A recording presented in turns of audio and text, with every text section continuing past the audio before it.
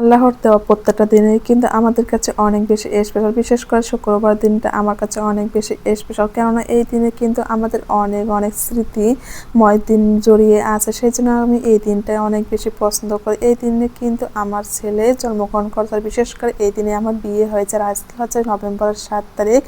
আজকে হচ্ছে আমাদের বিবাহবার্ষিকী। সবাই আমাদের জন্য অনেক অনেক দোয়া করবেন। আজকে কিন্তু বিয়ার মুরগি রান্না করেছে, যেহেতু আমার ছেলে চিকেন খেতে অনেক বেশি পছন্দ করে, ভাবছিলাম আজকে চিকেনটাই রান্না করেছে। হ্যালো এভরিওয়ান, আসসালামু আলাইকুম।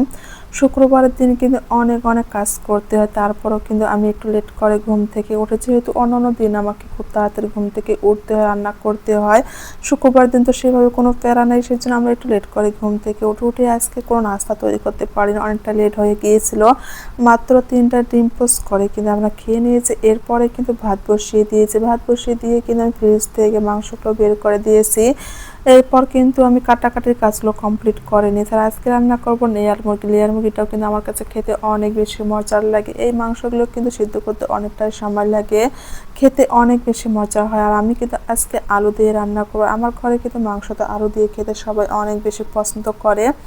আমি কিন্তু প্রত্যেকটা দিনকে অনেক অনেক বেশি ভালোবাসি, কিন্তু শুক্রবারের দিনটা আমার কাছে সেটা যে কোনো শুক্রবারে হোক না কেন, বিশেষ করে আজকের দিনটা তো আমার কাছে একটুখানি অনেক বেশি স্পেশাল হবে। আজকের এই দিনে কিন্তু আমি এবং আপনাদের ভাইয়া দুজনে বিবাহ বন্ধনে আবদ্ধ হয়েছিলাম। সেই জন্য আমার কাছে মনে হয় আজকের দিনটা আমার কাছে অনেক অনেক বেশি স্পেশাল। শুধু আমার কাছে না, প্রত্যেকটা মেয়ের কাছে কিন্তু এই দিনটা অনেক অনেক স্পেশাল একটা দিন। অনেকে আছে অনেক রকম করে পালন করে, কিন্তু আমরা সেভাবে কখনোই কোনো বড় অনুষ্ঠান বলুন কিংবা কেক কাটা এগুলো আমরা কিন্তু কখনোই করিনি। আমরা শুধু নিজেরাই দুজনের মধ্যে মনে রেখেছি এতটুকু, কিন্তু আমাদের কাছে এই দিনটা অনেক বেশি স্পেশাল। আমি কিন্তু যদিও এই দিনটা অনেক বেশি মিস করি, আর আমি কিন্তু 1 মাস আগ থেকে আপনাদের ভাইয়াকে বলি যে আমাদের কিন্তু কিছুদিনের মধ্যে বিবাহ বার্ষিকী, তুমি আমাকে কি গিফট দিবা। আমি কিন্তু এই কথাটা সবসময় ওকে মনে করিয়ে দিই, যদিও ওকে বলার লাগে না। ও কিন্তু একটা ছোট্টখাটো হলে আমাকে কিছু একটা গিফট করে। আমার কাছে মনে হয় গিফট টাকা দিয়ে কখনো পরিমাপ করা যায় না। গিফট তো গিফট, সেটা 1 টাকা হোক বা 1 লাখ টাকা হোক, সেটা তো গিফট।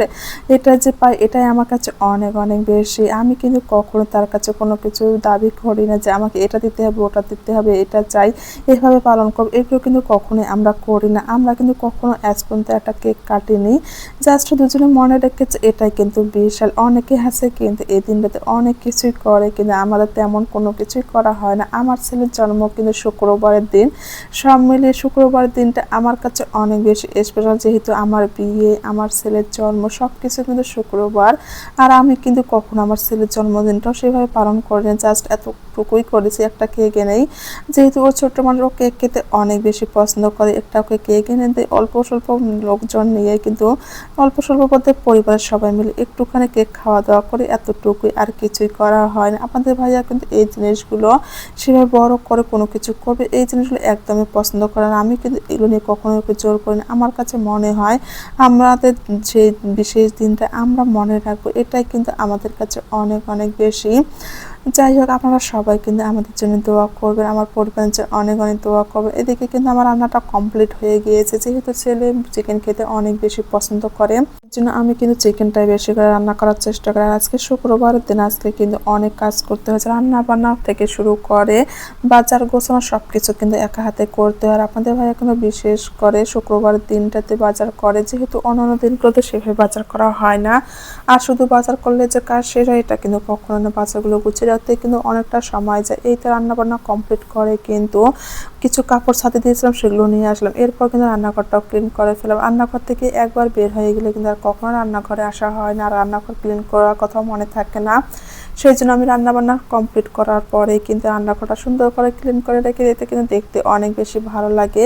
আমার কাছে মনে হয় প্রত্যেকটা দিন কিন্তু প্রত্যেকটা জিনিসেই ক্লিন করাটা অবশ্যই দরকার, তাহলে কিন্তু জিনিসগুলো অনেক বেশি ভালো থাকে। আর আমার এই চুলাটা কিন্তু অনেক শখের একটা চুলা, আমার চুলাটা অনেক বেশি পছন্দের। আমি কিন্তু সবসময় এই চুলাটা পরিষ্কার রাখার চেষ্টা করি, যেহেতু আজকে চিকেন রান্না করেছিলাম, অনেক বেশি নোংরা হয়ে গিয়েছিল। এই তো সুন্দর করে একটু ভিম দিয়ে ক্লিন করে নিলাম। যাই হোক, কাজ করতে করতে কিন্তু ভিডিওটি শেষ করলাম। সবাই ভালো থাকবেন, সুস্থ থাকবেন, আমাদের জন্য দোয়া করবেন। আল্লাহ হাফেজ।